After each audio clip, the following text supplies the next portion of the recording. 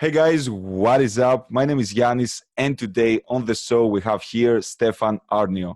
He's an incredible person. He's an award-winning real investor and entrepreneur, an author, and also the winner of 2014 Rich Dad Hall of Fame Award.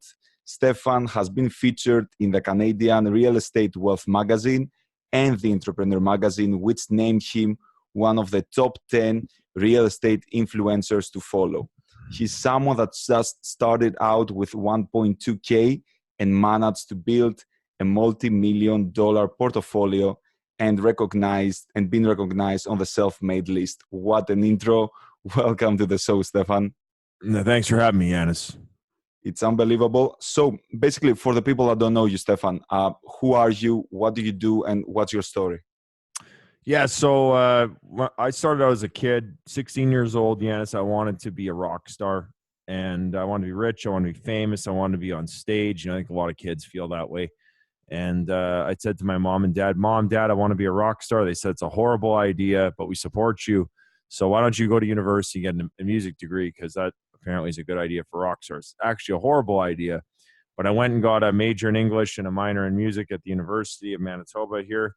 And I graduated. I was broke. I had a $10 an hour job in a call center. I hated my life. And I started to discover, I read a book called Rich Dad, Poor Dad, and I discovered real estate investing. And I gave up music and I went full time into real estate entrepreneurship. And before 30, became a self-made millionaire. So, I won Rich Dad Hall of Fame. I've written 5 books now, and I still do real estate every day, but I also train people in how to become a millionaire in 5 years. So that's what I do now. Amazing. And what's the reason for you starting this? Which, the training? Everything. Like, why did you decide to become an entrepreneur? Because I guess having a 9-to-5 job is easier, but what's the reason behind all the things that you managed to create? Well, that's a good question. I think that there's a theory that by age 7, the child is formed. So at age 7, what I did was I built Lego towns and I played video games and I, was in plays and I was, building things. I've always done that. And I always said to myself, I never wanted to have a job. I wanted to be an inventor. So I'm just living life as an inventor. I invent things, I build things. I try things out. I show people how it works. And, it's what I've always done as a child. And I just continue doing the same things, building my Lego town. That's all I'm doing right now. Mm-hmm. I get that. I can see that you're doing an amazing job on Instagram. And basically that's how we got in touch. And something that really, got my attention was all the fact and all the ideas you share about the failure and the importance of you being consistent with your actions in order to get to where you want, no matter what happens. Right. And I believe that people need to realize that struggles are going to happen and failure is your path to success. But I would like to know, what were your struggles during your journey and how you managed to overcome this? Well, there's struggles every day. Yannis, I'll give you one of my struggles right now. I need $1 million coming in the next 60 days. I have $1 million going out in the next 60 days. That's a lot of money, right? So, your struggles are always happening. And, whether you're beginning or you're ending, there's always struggle. You always don't have the money. You always don't have the time. You're always scared. You got your own ego and pride to deal with. That's human, man. That's what being a human is. So, your struggles, no matter what level you're at, never go away. When you're rich, you still got money problems. When you're poor, you still got money problems. When you're rich, you still got fear. When you're poor, you still got fear. When you're rich, you still have pride and ego. When you're poor, you still have pride and ego. But, at the end of the day, you got to just get out of your own way and get to the next level, whatever that is, and do whatever it takes to get to the next level. Because we're living in a world right now, Yannis, where things are changing very fast. And if you don't change with them, you're going to be dead. You're going to be wiped out. You're going to be absolutely swept to the side because things are going fast. And to live the safe life right now is the most risky thing you can do. You got to be changing. You got to be dynamic. You got to be learning because things are going real fast right now and they're changing real fast. You can't just go to school and get a job anymore. It doesn't work like that, bro. Yeah. And I wish that we knew that when we were younger, right? And that's what also Rich Dad Poor Dad says on the book, that these are things that should be in the education when we were like little kids. You should learn about money. You should learn about all these mindsets. And I'm really happy we are on the same page here. Mhm. What do you think are your mindsets regarding money, or how your mindsets regarding money changed over the years? Well, there's a lot of big mindset shifts with money. One of them is switching from scarcity to abundance. You could switch from fear to gratitude, where you're afraid and you're worried. You could switch to gratitude. One of the big shifts for me was to understand that money doesn't exist. Money is fake. It doesn't exist. I'm wearing $11,000 of bracelets right now just for fun. But guess what? It doesn't exist. So when you understand that money doesn't exist, it's almost like that movie, The Matrix, where they learn how to stop bullets and they learn how to bend walls and fly because they realize that the Matrix doesn't exist. And that's what money is, dude. It doesn't exist. And if you know how to manipulate money and manipulate value, that's how money's created. So you have to learn to master money, learn to create money, learn what money is. It doesn't exist. Money is just an idea backed by confidence. That's all it is. So you got to have better ideas and more confidence, and you're gonna have more money, bro. Mm-hmm. Mm-hmm. That's a big one. I like that. Actually, I remember doing some research about all the things that you're doing, and I came across a nice video where you basically discuss the 5 stages that, or 4 stages, I don't remember exactly, that someone needs to go through in order to become a millionaire. Yeah, And 5 stages to be a millionaire. so one of them was about learning to sail, to learn to sell and get involved in sales. What do you think is such a big importance? Because many people are afraid to sell and they don't want to sell because they don't want to look like salesy. So you mean selling? Yeah, well, selling it's an art and it's a science, and you have to know both. Now, I've written some books about selling. I've written this book, The Close. I'm just going to pull it off the shelf here, right here. This book, The Close, this yellow book. If you need to learn to sell, you got to learn this. And it's a tough world now where you're right. People want to buy, but they don't want to be sold. So you have to learn to do that. So, we're talking a little about seduction. You got to seduce those people so it's their idea that they want to buy. And that's branding, that's marketing, that's seduction. That's a whole nother thing. But at the end of the day, you got to know how to sell. You got to know how to negotiate. Dude, this is like my last negotiation book I got on the shelf, 10 Commandments of Negotiation. It's another one of my books. You got to learn to negotiate. That's how you close the deal. So closing, selling, marketing, negotiating, branding, those are all the skills you got to know if you want to play this entrepreneur game. This is a hard game, man. It's super hard. It's not easy. It takes 10 years. It takes 10,000 hours. You might get sick. You might lose your family. You might lose your spouse. You might lose your hair. I got gray hair now. I used to have brown hair. Dude, I used to have blonde hair when I was born. I'm just getting worse every day. So it is a hard game, man. It's a hard ass game, but the rewards are amazing. It's the ultimate rewards in life, I think, are in entrepreneurship. The ultimate freedom is in entrepreneurship. You have power. You can go places and do things, and you can travel and you can help people. And there's all sorts of things you can do with entrepreneurship. You can do what you want at a certain point. Usually after 10 years and 10,000 hours in the business, you can do that. But it's scary. It's hard. It can kill you. It can mess you up. It can fuck with your brains. It can do all sorts of stuff. So you gotta make the decision. Do you want to be in or out of the game? Because the game is a serious game, and it's mostly professionals playing the game. There's some amateurs, and then everybody else gets kicked out. Mm-hmm. What's your opinion about work-life balance? Hard, man. I mean, right now I'm in hyper growth. My company's growing at 400% right now. I have no work-life balance at all. One thing my mentor said to me years ago that I thought was super good about work-life balance is that he said, if you're growing, there is no balance. To grow, you must be out of balance. Just like walking, you're walking down the road, and to walk forward, you have to fall forward, let your feet catch you. Fall forward, let your feet catch you. That's out of balance to walk forward in life. So, if you want to be in balance, you're probably not moving. And if you're out of balance, you're probably moving somewhere. So balance is relative to different people. I like to live a crazy life, and I like to live a crazy life. Other people like to have a boring, secure life. It's a different life. And you got to figure out what flavor is going to make you happy, and what's your purpose on this earth. And then you got to decide what is balance, because there's no such thing as normal, and there's no such thing as balance, bro. Hmm. I like the fact that you mentioned the word purpose and the why as well. It's important to know the reason why you're doing all those things, because when you don't have a clear vision for where you want to go and where your company needs to eventually end up, even if you don't get there, I mean, it's important to having something to work for and not be just going blindly on the war. I don't know if you agree with that or not. Yeah, well, you got to have a reason why you're fighting this battle. Why are you doing this? Why are you going on the adventure? Why bother? There has to be a strong why, and there has to be a purpose. And right now I've changed my purpose. I'm here to heal the men. So I just wrote this book, Hard Times Create Strong Men, and I'm here to heal the men, not just men who can afford me, any man. I want to heal the men.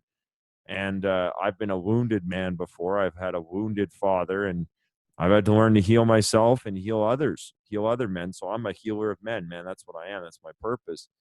But it didn't start out like that. It wasn't easy like that. It wasn't simple like that. That has come over years and years and years of trying to figure out, what are you here to do on this planet? Hmm.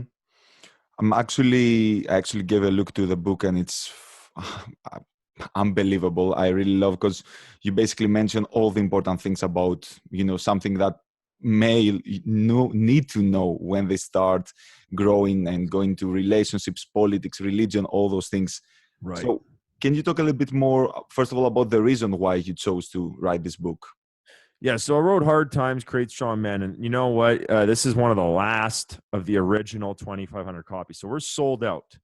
We are sold out, bro. It comes out April 1st, Yannis, and this cover is done. So we got a new cover coming out with Spartans on it.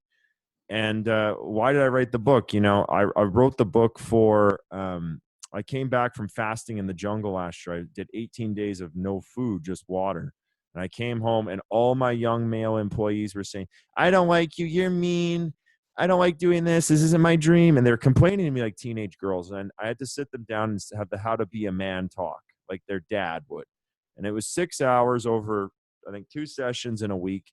And I said, "Why am I having this talk with these guys? Don't they have dads?" And I looked into it. They don't have dads. So where did the dads go? Then I went home and I started writing out how to be a man. And 11 days later, we got a 624-page book, How to Be a Man in Money, Sex, Religion, and Politics, based on history, not opinions and feelings. So I did the research. I said, this is how to be a man, boys. Now, it's funny. Those two guys quit. They couldn't hack my office. I got better men now. And, it's the guys in my office, a lot of them have dads, which is good. It's interesting. If a man doesn't have a dad, or if the boy doesn't have a dad, he becomes weak and he can't do his work, and he cries, and he's kind of like a woman. He emotes and cries and whines when things get hard, and he doesn't have a good relationship with his work or criticism. And if a young girl doesn't have a dad, she ends up becoming a stripper or a prostitute. It's actually really bad. If people don't have dads, the men get weak and the women become strippers. It's really, really bad for our little society here to lose the men, and we've lost the men. So this book here, Hard Times Create Strong Men, is medicine to heal the men, fix the men, help the women, help everybody, because people need dads. They need men. They don't need boys, and we don't need boys acting like girls. Doesn't work well. Hmm. Yeah, it's interesting, because I believe that I won't talk a lot about the fact with the whole flirting thing, because I feel like men should approach more and flirt more, and the same goes with women as well. We talking about flirting with women? Yeah, men should flirt with Oh, women okay. more. We're talking about that. Okay, cool. Let's do it. Yeah. Let's do it. All right. So what's your opinion about that, by the way? Flirting with women? Hmm. Well, it depends. Are you married or not? If Let's you're start with married, not well, you married. probably shouldn't be flirting with women. If you're committed in a relationship, you shouldn't be. But if you're a single guy, I mean, I guess it's fair game. At the end of the day, what I've learned, Yannis, about women is, if you wouldn't marry her, you probably shouldn't date her. And if you wouldn't marry her, you probably shouldn't be flirting with her. So it's a tough thing, man. I mean, I really think that I've got the statistics. I mean, I've got my own training company. The best men are married with kids. Married men with kids, usually Christian men, actually, are the white Christian men, usually white, usually Christian, usually men married with kids, outperform every other class of person. Mhm. And I'm not saying that in like oh, these guys are better or anything. It's just they just they just do it. They have a wife who's pushing them and taking care of them. They have kids. They have a strong why. They usually have a bunch of money on the line. Everything's on the line. They have to do it, right? Everybody else, single guys don't have to do it. So I encourage young men to be married or single and celibate and mostly stay away from girls. Dude, I got into pickup and I became a womanizer. I had 8 girlfriends at the same time. I fucked up my life. Everything got upside down. I've almost died from it. I mean, literally almost died. So, pickup artistry is fun and you can go pick up some girls. I talk about pickup artistry in this book. And it's fun, it's cool. You'll have a lot of sex, but hey, guess what?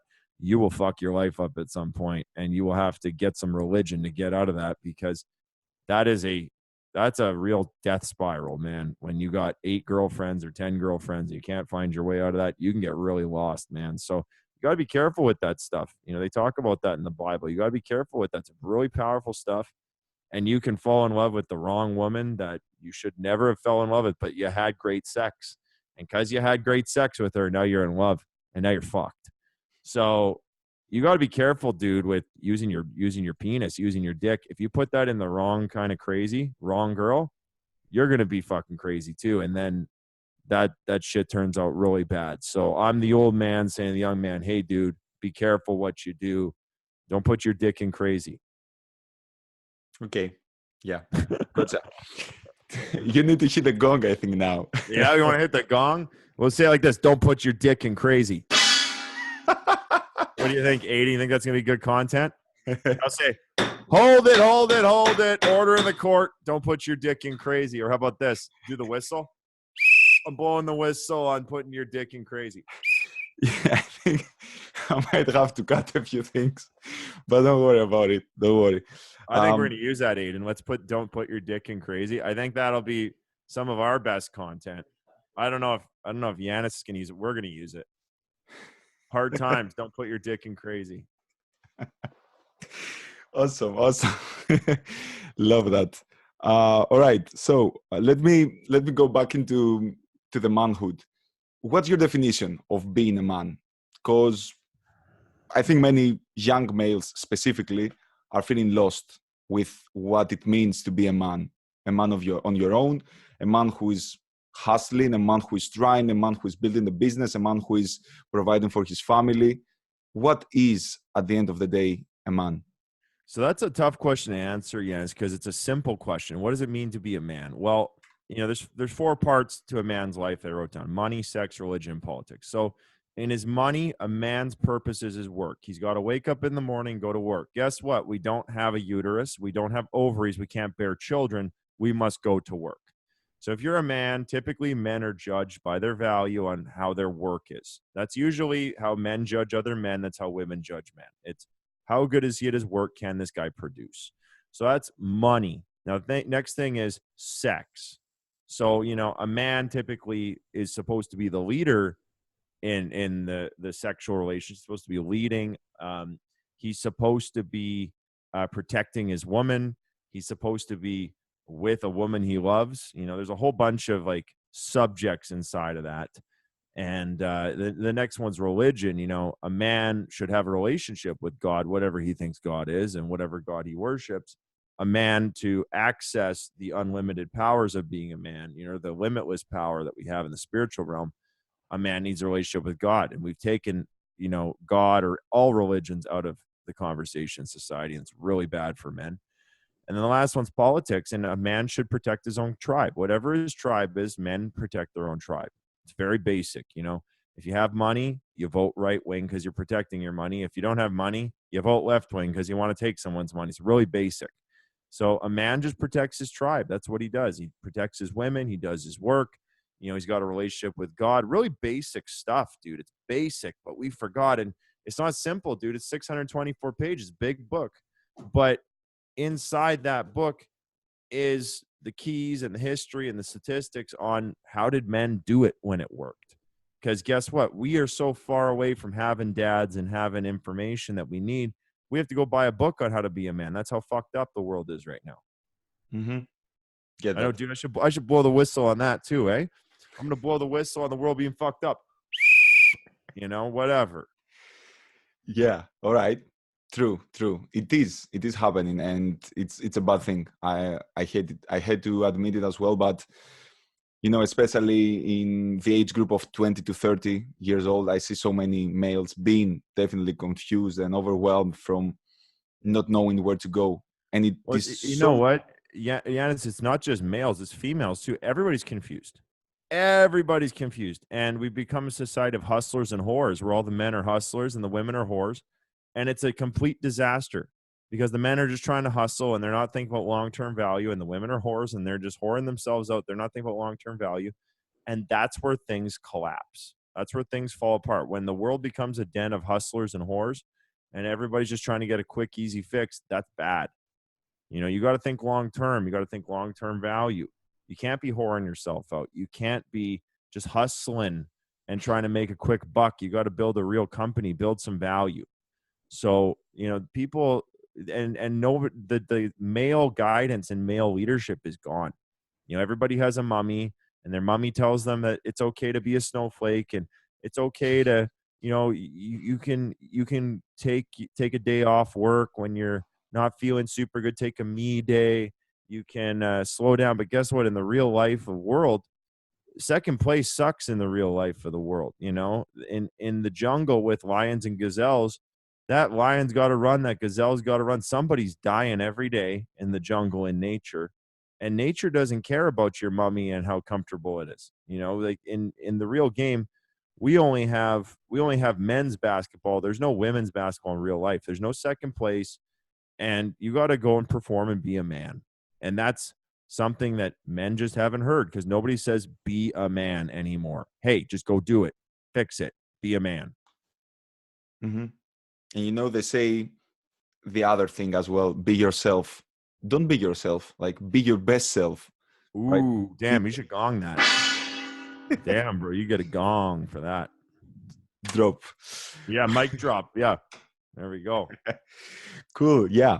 Now let me ask you something else, because I on my Instagram I sought out the fact that we're doing an interview and people look your stuff, and there was a repetitive pattern of questions that were coming on my DMs, and everyone was asking me, okay, how do you start and when do you start being a real investor? Like that was the repetitive question that was coming on my DMs again Yeah, and again. What would you say right. to these people? So, look, dude, I mean, being an investor is hard. I'll just say that right away. It's like being in shape. It's like being in a relationship. It's not easy. What I do for people is I wrote this book, Self-Made. I think you read it. Self-Made. We give that out on my Instagram for $1.99. So $1.99, you can get that book. And it shows how I got started as an investor. Really, what you got to do is you got to start reading, start getting educated, so you're smart. Start reading up on it, investing, and then you need to get a mentor or a coach. Someone has to help you, because guess what? It's not easy. So you need a mentor, you need a coach, you need a book, couple books, and that's how I got started. I got started with the books, then I started going to seminars. Then eventually, when I started getting good, well, I hired a coach. Then I became good. Just like sports, if you want to be good at sports, you probably need a personal coach. If you want to be good at it, if you're just an amateur, fine, you don't need a coach. But if you want to be really good, you need a coach. 100%, 100%. A mentor and a coach is the most important thing, and this is, I personally believe, is the first place you need to invest your money in before thinking about real estate or stocks or Yeah, anything. yeah. Invest in yourself by hiring a mentor to cut the learning curve. Well, you gotta Yeah. have a mentor in the learning curve. Because I gave you a gong there, because if you don't have a mentor, well, you're just screwed. Like, you just can't do it. And dude, I've been calling some mentors this week who are 70-year-olds, 60-year-olds, late 50s. I'm 32. So my mentors are old, dude. They're not young guys anymore. 63, 70, 65, 58. These guys have been through the wars, and I'm 32, and I'm out there mentoring guys who are younger than me, 25 maybe. So, I'm a mentor to the younger people, and then I got really old guys who are almost dying. Literally, I was negotiating a deal the other day. The vendor died. The guy I was buying from died during the negotiation. So I'm dealing with the old guys, and I'm mentoring the young guys. And I don't have time to mentor everybody. That's why I do my channel. I do my Instagram, where I get to mentor people and give them all this great knowledge. Some of them become customers of mine. Some of them don't. Who cares? I'm here to mentor the world. Mm-hmm. Who is the person that you look up to? Who is your role model, quote unquote? Oh, dude, there's a lot, man. I got a lists and lists and lists of people I want to be, and I admire so many people. I can admire something about anybody. So, I take pieces of people that I like. There's certain things I like, in jazz music, I like Miles Davis. If I was a chef, I like Gordon Ramsay. I like President Trump. I think he's pretty cool. I like Steve Jobs of Apple. I like Richard Branson. I like I like a lot of people, right? So I'm studying a lot of people. A lot of the people I'm interested in studying are mostly billionaires and artists. That's mostly what I look at is billionaires and artists. Those are the most interesting things to my brain. So my list is a lot of artist billionaires, if that makes sense. Yeah. And let's say that you get the chance to meet someone, or even if it's Steve Jobs, who is not alive anymore, what kind of question would you like to ask to these people? Steve Jobs, or Yeah. to what person would I dig up from the grave?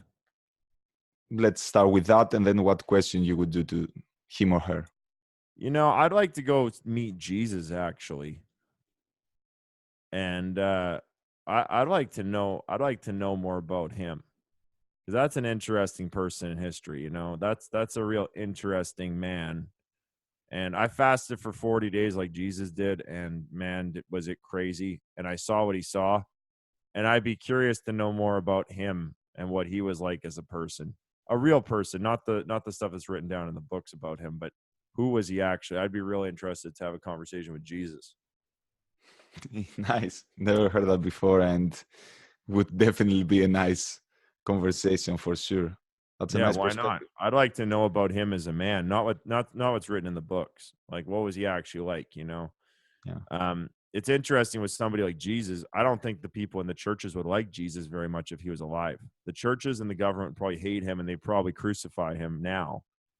But because that's what happened back then. The churches and the religious people crucified him. Well, if he was alive today, they'd probably do the same thing, because human nature doesn't change. So I'd be really interested to meet Jesus, because, dude, I walked as he walked, and I saw as he saw after I did a 40-day water fast. And some of the shit I saw, I could not say to a church. They would fuck me up if I went in a church and said some of the shit that I saw after 40 days of water fasting.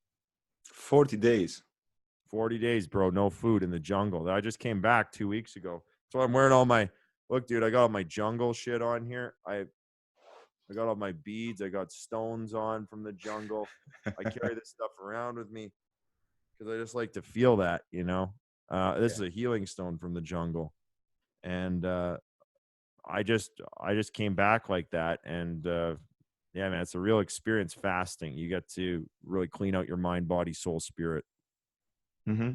I've done only a 3-day fast, and it was a great experience overall. But I like the fact that you're mentioning the importance of stop eating, because then you prove, at least from the not from the spiritual perspective, but for me it was a great experience to realize that it's my mind that controls the body. Same with cold showers, same with fasting, same with doing something uncomfortable that you don't want to do.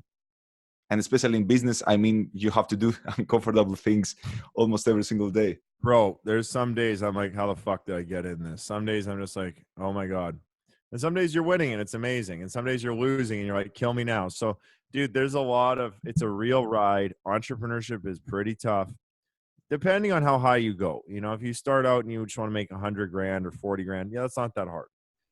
I'm in the space now where there's very, very few people left that go to the levels that I'm in. Like I'm already top 0.1% of the population, and now it just becomes micro fractions of people. Like it's very lonely at the top because nobody understands what you're doing. And that's how people make friends. Usually it's you share problems or you know about each other's lives. But when you're the guy and you got problems like nobody else, you got no one to talk to. It gets very lonely. Mm-hmm. Yeah, beautiful said. Couldn't agree more. What about habits, daily habits? Because a big part of this podcast and the things that I'm involved with are about habits and productivity. So, do you have a kind of a morning routine or set of habits throughout your day that help you to perform at the highest levels? Yeah. So right now I'm kind of upside down because I just came out of the jungle and my company's in hyper growth, growing at 400%. And all of a sudden I have 90 days of backlog. But typically what I was doing when I was in more balance, which I'm going to get back on in probably a week or less, we just got a crazy tour going on, is I got 10 habits that I do and I write them down in my high performance journal. So this is my journaling program. Actually, this is on for 50% off right now. You guys for half price. And what we do in the high performance journal is you got your big 3 goals for 90 days. And then what I do is I like to have a health goal.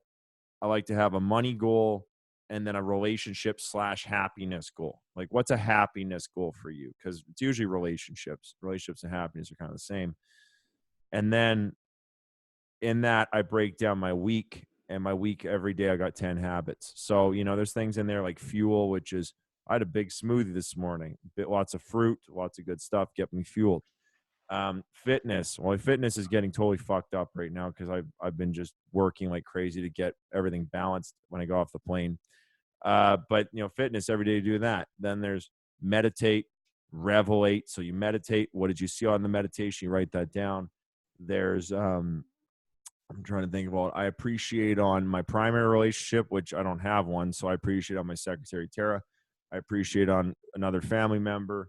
And then you got to manage your sex and celibacy. You can't be wasting your sexual energy. And then the last one there is discover and declare. So I'll read something and I'll write about it. So those are the 10 things every day. I call that, your core time between 5 a.m. and 8 a.m. 3 hours before you start work. That's what you should be doing your core. Now I've been getting up at 5, but I got on the fucking phone right away and I started making calls at 5 a.m. I was making calls at 3:30 a.m. a week ago because I'm just getting all my shit together. All of a sudden, a big pile of shit dumped on me. But dude, between 5 a.m. and 8 a.m., that's when you want to do your habits, and that's what's in the high performance journal. So we actually put in here 15 habits that the wealthiest top performers of the world, artists, athletes, Olympians, billionaires do, and it's all in the journal. So that's half price right now at the store, respectthegrind.com. Perfect. Couple of quick questions before we wind up. This is some questions I always ask people before we end the show. So first of all, what is your favorite quote? You know what? Right now, a quote that I've been saying, and this is in my own words, is in the land of liars and criminals, the truth is criminal and a lie. Gong, please. Yeah, you want some gong for that? That's some hard time shit right there. In the land of criminals and liars, the truth is criminal and a lie. So I'm telling the truth to people, and they make me out like a renegade, a criminal, and a liar. But I'm just here telling the truth. And that's why I say Jesus, if he was alive, he told the truth to the people. And man, oh man, they killed him. As soon as he came out with the truth, they fucking strung him up and started nailing him to the cross, and they speared him to death. And so that's where in the land of criminals and liars, the truth is criminal and a lie. So they'll try to make you the bad guy for telling them the truth. And that's why Hard Times is hitting so hard right now. People fucking love this book. Boom, it's rated R. It's got a warning on the front for swears. It says, warning, do not read this book if you're easily offended. Burn it instead. And it's rated R. It says right here on the back, money, sex, religion, politics, broken ideas of men and women. We'll fix it right now. Boom. Awesome. Boom. Mic drop. Let me ask you something else here. What would you do if something happens and you lose everything? Well, I was thinking about that yesterday. Well, that's a really interesting question. You know, it's interesting. I've built a really crazy business. I built a really crazy brand. I don't know if I would build this again. It's actually a really hard thing to build. Takes a lot of time, takes a lot of effort, takes a lot of energy, and it can even fucking kill you trying to build what I built. So I don't know if I'd rebuild this thing, but I'd probably go back to being a writer. I'd probably write some books. I'd probably go back to blogging actually and be a blogger. And I'd probably, I don't know, maybe I'd have a lifestyle blog for a bit. I don't know. But if I wanted to rebuild this, I could rebuild it much faster, probably in 2 years instead of 10, because you become so much smarter. True, true. You know the hacks now, so you can always rebuild it, I guess. Ooh, the hacks. Well, here's the real hack. Real hack, Yannis, says there is no hack. You got to respect the grind, bro. You see on the sign behind me, you got to respect the grind. And that's what you got to do. You got to respect that because it takes 10 years and 10,000 hours to be a master, and you can't cut the line. There's no silver bullet. There's no hacks. There's no magic. You know, pickup artistry, you know, I like, you know, that was fun. You get to have sex with a lot of girls, but guess what? That's mostly bullshit. Okay. You're going to fuck your life up on that. Just like hacks, man. There's no easy way to make money. There's no, you know, there's ways to speed up the process. Like a good coach and a good mentor can speed up the process for you. They can multiply your learning, but there's no hacks, dude. There's no shortcut. You still have to put in the work. You still got to do the push-ups, the sit-ups, the running. You still got to put in the 10,000 hours. You still got to take the risk and feel the emotions, and you're never going to escape that. And that's something I think I call my show Respect the Grind, because people don't respect that. And you got to respect it, man. And that's why I say we got to respect, you know? You got to be in that to win that and stay in there and be prepared to do the 10 years, 10,000 hours, because that's what it takes. And dude, I said to my mom, I was talking to my mom this morning. I said, look, I did 20 years of work in 10 years. So I worked double time every day for 10 years just to get to this point. And I think right now I'm coming to a position of power. I'm winning hardcore right now. But dude, it took 20 years of work done in 10 years. Like what 32-year-old has 5 books published? Not very many. So, you know, if you want to pay the price, you can have it. But that's the key with success. Success is painful. You must pay in full. Write that down. I'm gonna put that here. You must pay in full for success, man. I'm dropping the hammer on that. You got to pay in full, dude. You can't cut the line. You can't do it cheaper. You can't quit. You can get a coach or somebody to show you the way to speed it up, but that is not a hack, dude. You still got to have the muscles and the legs to run the race. Mm-hmm. Yeah, yeah, you're right on that. Totally agree. Yeah, no hacks. Take the hacks out of your vocabulary. There's no hacks. Like that. I got to respect the grind for sure, but you might have a gong and a hammer, but I have another power that I haven't talked to you about it. What's I can that? help people to go back in time and meet their younger self. Oh, damn. Okay, So let's do wait, this. let me do the magic. There you go. So what would you say to your younger self if you ever meet him? And How old am I? How old? 9. 9. Ooh, at 9. You know, if I was talking to my 9-year-old self, I'd say, look, man, you got to listen to yourself, listen to your body. If you don't like something, get out of it. Do what you want to do. Stick with the things you're interested in. And, you know, you want to be an inventor, stick with that. Don't get lost. And don't listen to what other people say. Go with your own gut, your own intuition. That's what I'd say to my 9-year-old self. If I was 16, I'd say drop out of high school and go sell vacuums for a living. That's what I'd say to my 16-year-old self. Mm-hmm. But Gotcha. yeah, drop out of school. Okay. Last question. Many of the people watching this video, some of them are starting right now. Some of them are solopreneurs. Some of them lead their own teams. And some of them wishing in becoming sometime an entrepreneur. For all the people that watch this podcast, what would your advice be to them? What's your number one advice to someone?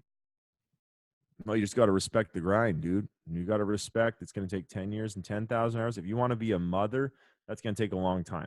If you want to be an entrepreneur, it takes 10 years, 10,000 hours. You want to be a ballerina, it takes you 10 years, 10,000 hours. So whatever you want to do with your life is going to take some investment. It's going to take some pain. It's going to take some suffering. It's going to take some money, some time, some blood, some sweat, some tears. It costs. Everything in life costs.